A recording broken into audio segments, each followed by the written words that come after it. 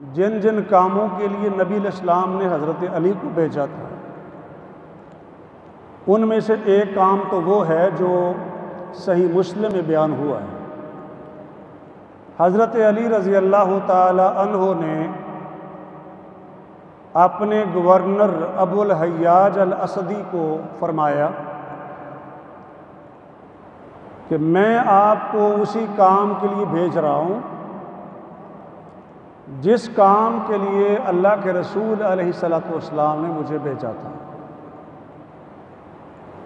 گویا کہ نبی علیہ السلام نے اپنے عامل کو ایک کام بھیجا تھا، اپنے ایک صحابی کی ذمہ داری لگائی تھی، ایک کام کے لیے بھیجا تھا۔ وہ صحابی جب خلیفہ بنے تو انہوں نے اپنے گورنر کو ایک کام بھیجا، اور وہ کام وہی تھا جس کام کے لیے وہ خود بھی گئے تھے۔ صحیح مسلم میں ہے، نبی پاک علیہ السلام نے حضرت علی کو بھیجا، کس کام کے لیے بھیجا؟ حضرت علی فرماتے ہیں، فرمایا الا ابعثک علی ما بعثنی علیہ رسول اللہ۔ حضرت علی ابو الحیاج الاسدی سے فرماتے ہیں، میں آپ کو اسی کام نہ بھیجوں جس کام کے لیے اللہ کے رسول نے مجھے بھیجا تھا، اور وہ کام یہ تھا کہ اللہ تدع تمثالا الا طمستہ ولا قبرا مشرفا الا سویتہ، کہ جو بھی مورتی مجسمہ نظر آئے اس کو مٹا ڈالو۔ نبی پاک علیہ السلام حضرت علی کو بھیج رہے تھے، حضرت علی اپنے گورنر کو بھیج رہے ہیں کہ جو بھی مورتی مجسمہ نظر آئے اس کو مٹا ڈالو۔ یہ مورتیوں کا تصور آپ سمجھتے ہیں، مسلمانوں میں نہیں۔ ہندوؤں کے ہاں تری مورتی ہے، بے شمار مورتیاں اور مجسمے ہیں ان کے جن کی پوجا کی جاتی ہے۔ تو مسلمان تو بت شکن ہوتے ہیں، بت فروش نہیں ہوتے ہیں۔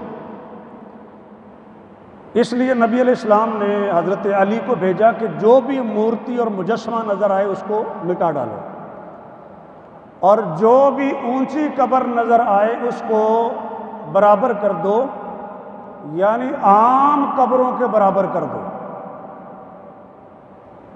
جس طرح مسلمانوں کے قبرستان میں قبریں ہوتی ہیں، عام قبریں ہوتی ہیں، تمام قبریں ایک جیسی ہونی چاہیے، اور وہ اونچائی جو قبر کی ہے وہ ایک بالشت ہے، یعنی زمین کے لیول سے ایک بالشت اوپر قبر ہونی چاہیے، اور تمام مسلمانوں کی قبریں ایک جیسی ہونی چاہیے۔ ہاں ایک بات ہے کہ جب آپ کسی میت کو دفن کرتے ہیں اس وقت تھوڑی سی مٹی زیادہ بھی ہو جائے تو اس سے کوئی فرق نہیں پڑتا، اس لیے کہ وہ مٹی بعد میں بیٹھ جاتی ہے، نرم ہوتی ہے، اس لیے اونچی ہوتی ہے، وہ بیٹھ کے نیچے ہو جائے۔ کہنے کا مطلب یہ ہے کہ جب قبر کی مٹی بیٹھ جائے تو ایک بالشت زمین سے اوپر ہونی چاہیے۔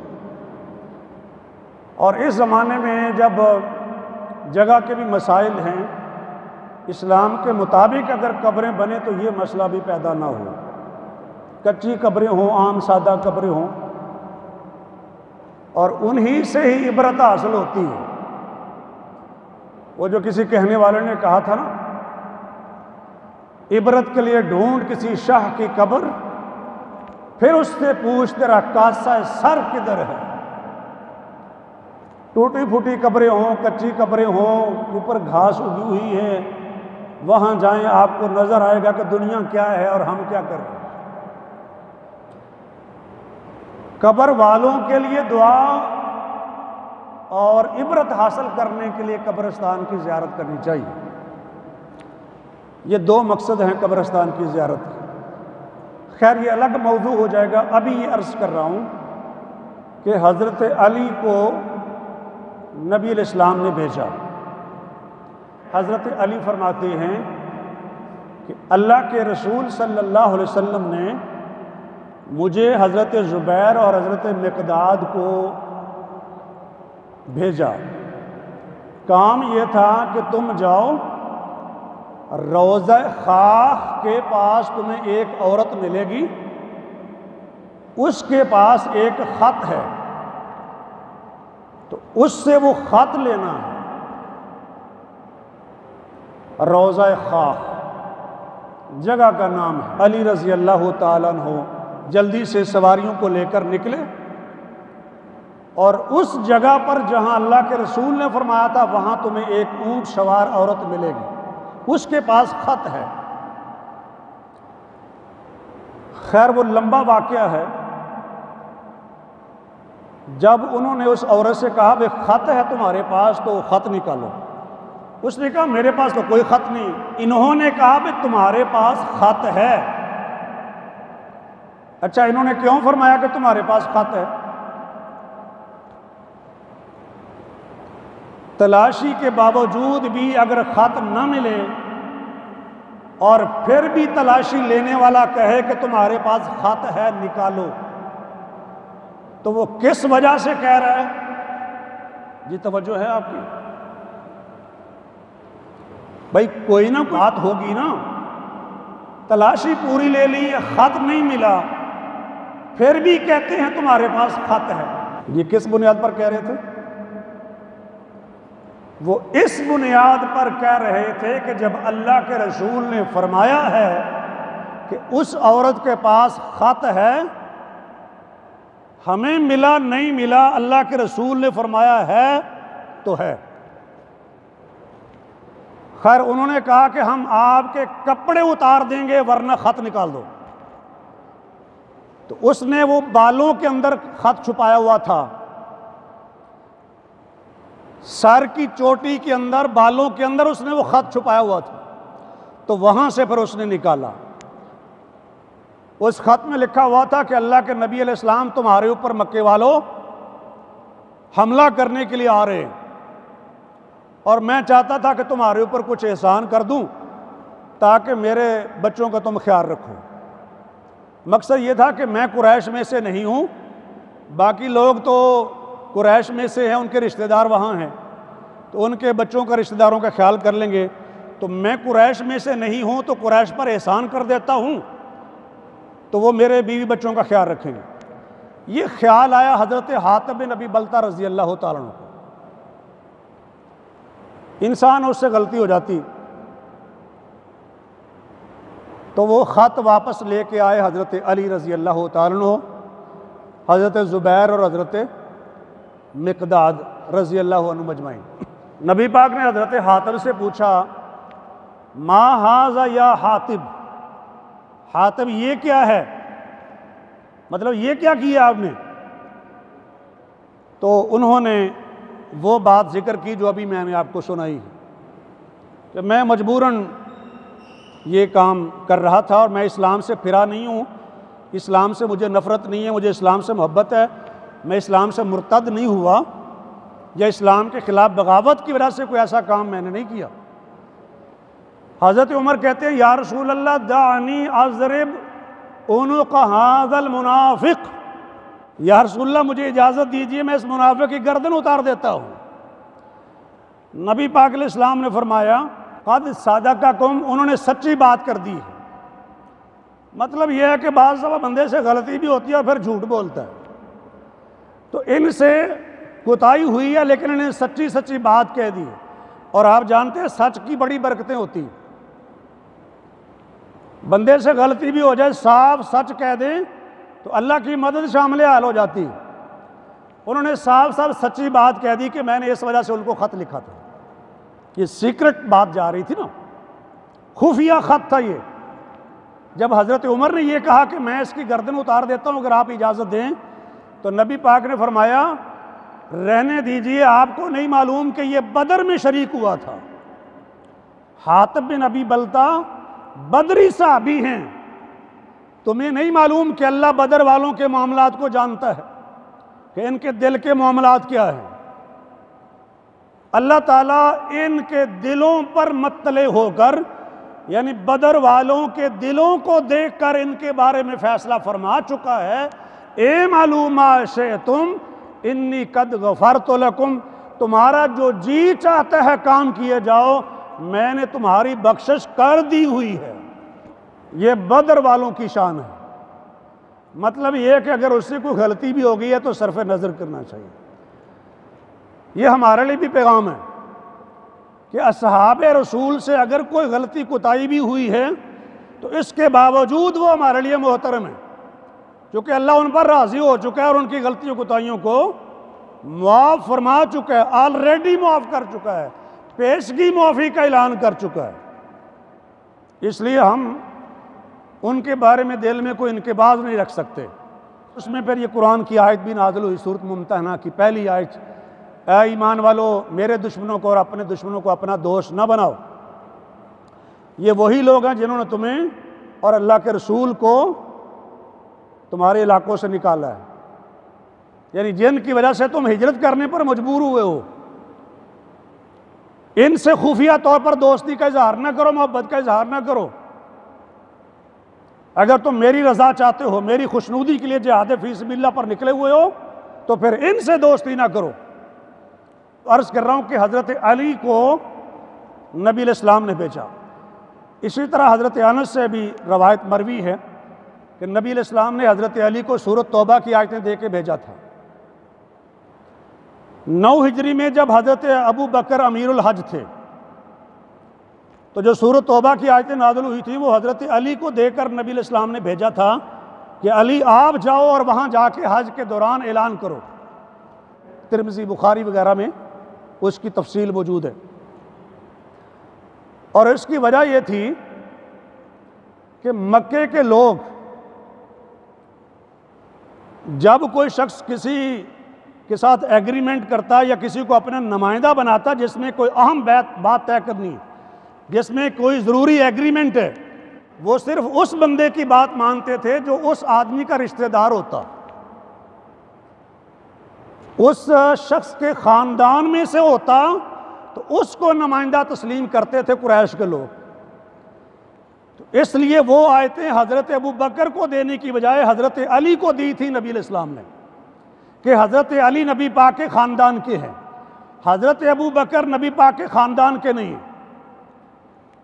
حالانکہ امیر الحج حضرت ابو بکر تھے 9 ہجری میں، 10ویں ہجرت الوداع ہوا جس میں نبی علیہ السلام امیر الحج تھے، تو اس سے جو پہلے والا سال تھا اس میں حضرت ابو بکر رضی اللہ تعالیٰ عنہ امیر الحج تھے۔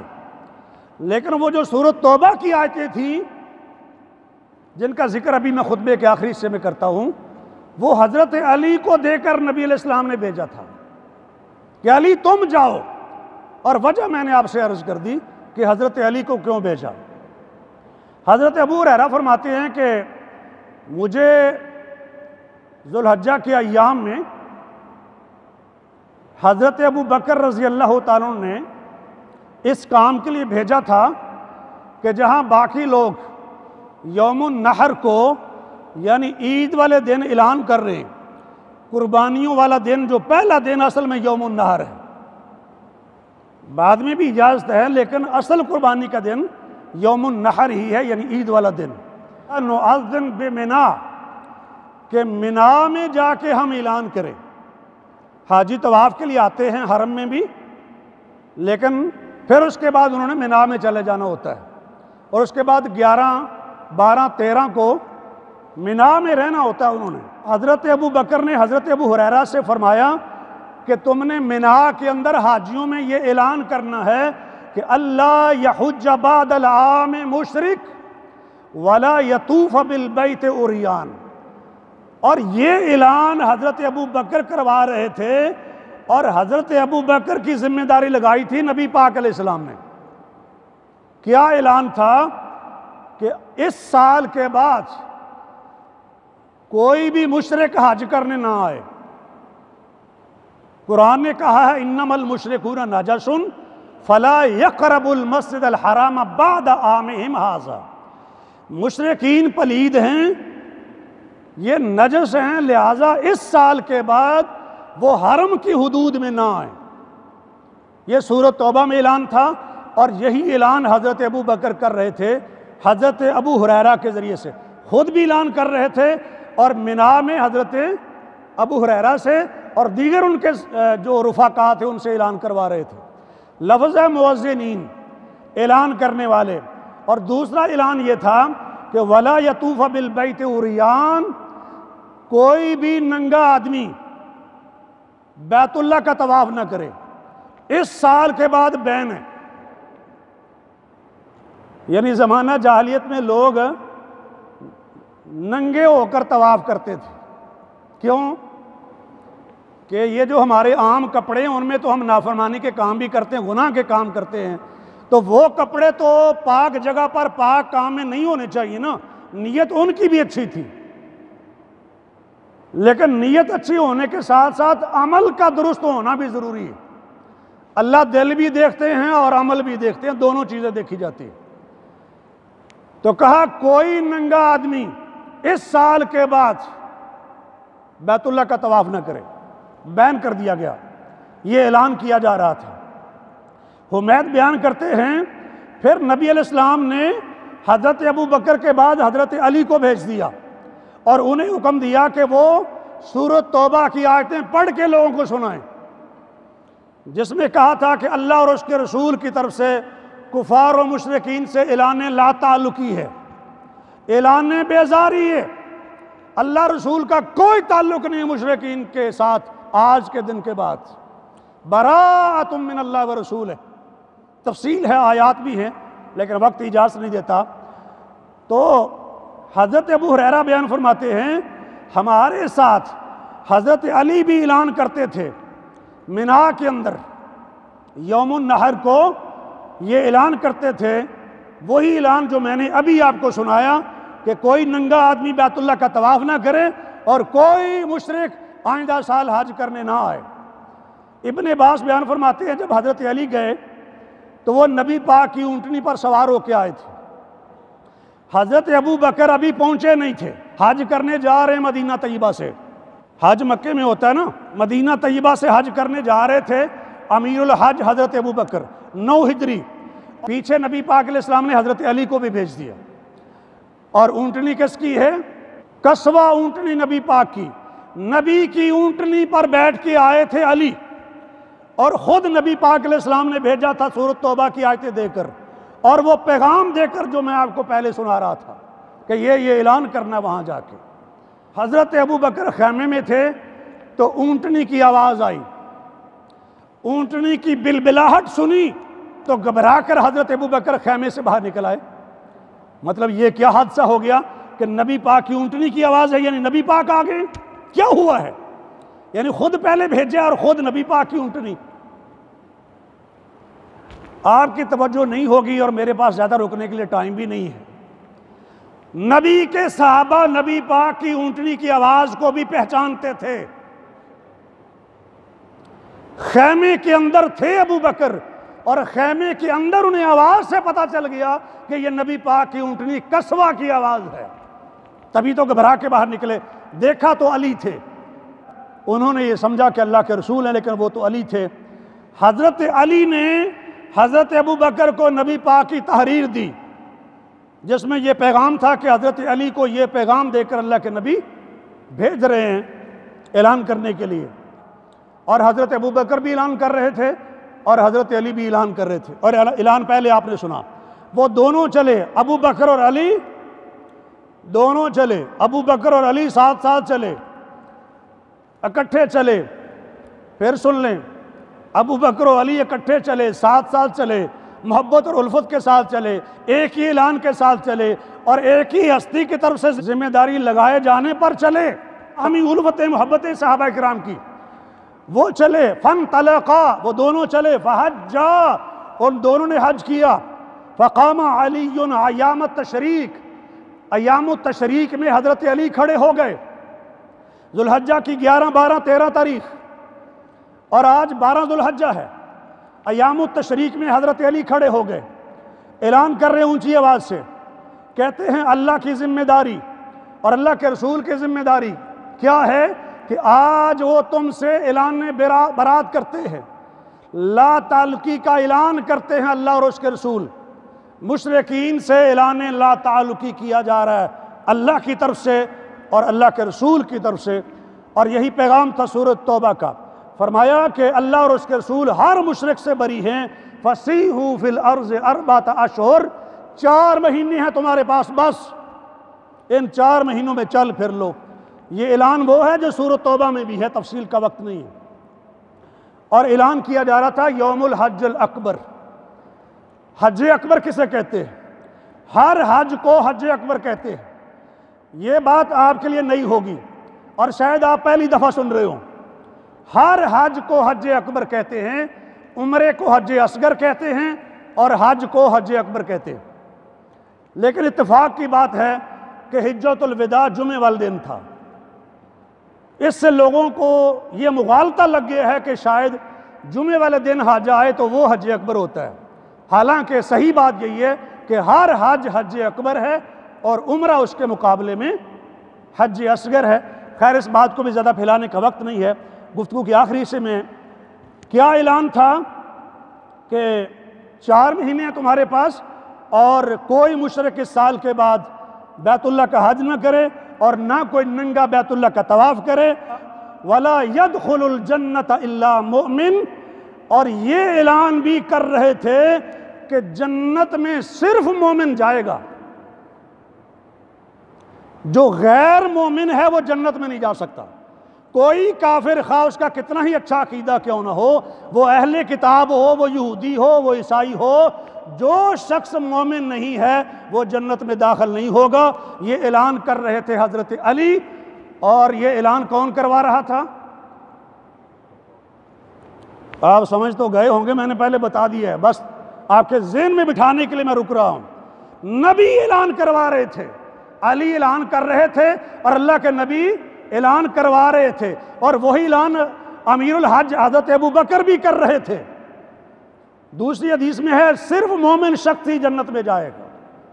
اس لیے عقیدہ بھی ٹھیک ہونا چاہیے قربانی کرنے والوں کا، حج کرنے والوں کا عقیدہ بھی ٹھیک ہونا چاہیے، اپنے بارے میں بھی اور دوسروں کے بارے میں بھی، کہ صحیح عقیدہ کس کا اور کون جنتی ہے۔ کوئی کافر و مشرک جنتی نہیں ہو سکتا، صرف مومن جنت میں جائے گا، صرف مسلمان اسلام والے صرف وہ جنت میں جائیں گے، کافروں پر جنت کو اللہ نے حرام کر دیا۔ خیر وہ اعلان کر رہے تھے، حضرت علی اعلان کر رہے تھے، حضرت ابو بکر بھی اعلان کر رہے تھے، لیکن ایک حدیث میں یہ وضاحت ہے ترمذی میں، جب حضرت علی اعلان کر کر کے تھک جاتے تو وہی اعلان حضرت ابو بکر شروع کر دیتے۔ اعلان آپ سن رہے ہیں۔ اور حضرت ابو ہریرہ جب اعلان کرتے تھے تو اعلان کر کر کے ان کی بھی آواز بیٹھ گئی تھی۔ کتنی اونچی اعلان کرتے ہوں گے، لاؤڈ سپیکر تو تھے نہیں، واضح طور پر سنا رہے تھے، کھلے لفظوں میں ینادی منادی کر رہے تھے، اور یہ بھی کہتے تھے کہ وَلَا يَجْتَمِعُ الْمُشْرِكُونَ وَالْمُسْلِمُونَ بَعْدَ عَامِهِمْ هَذَا، حرم کی حدود میں اس سال کے بعد مسلمان اور مشرک اکٹھے نہیں ہو سکتے۔ اس لیے آج بھی کوئی شخص جو اپنے آپ کو کہے کہ وہ نان مسلم ہے، حرم کی حدود میں داخل ہو سکتا؟ جب نہیں ہو سکتا تو ہمیں بھی بہت سکون آتا ہے۔ میں جب حاضر ہوا مدینہ طیبہ میں تو باہر ایک بورڈ تھا جس کے اوپر لکھا ہوا تھا الطریق لغیر المسلمین۔ اگر آپ غیر مسلم ہیں تو یہ سائن بورڈ آپ سے کہہ رہا ہے سیدھے جاؤ، مدینے والی سڑک کی طرف نہیں مڑ سکتے ہو۔ اگر آپ مسلمان نہیں ہیں تو مدینہ طیبہ کی طرف آپ جا سکتے۔ وہ جو میرے دل کی کیفیت تھی میں آج بھی محسوس کرتا ہوں اس کو۔ یہ وہی اعلان ہے جو نبی پاک نے کروایا تھا، یہ وہی اعلان ہے جو حضرت ابوبکر نے کیا تھا، یہ وہی اعلان ہے جو حضرت علی نے کیا تھا کہ کوئی شخص کہے کہ مسلمان نہیں ہوں اور پھر حرمین شریف میں داخل ہو، امپاسبل۔ وآخر دعوانا الحمدللہ رب العالمین۔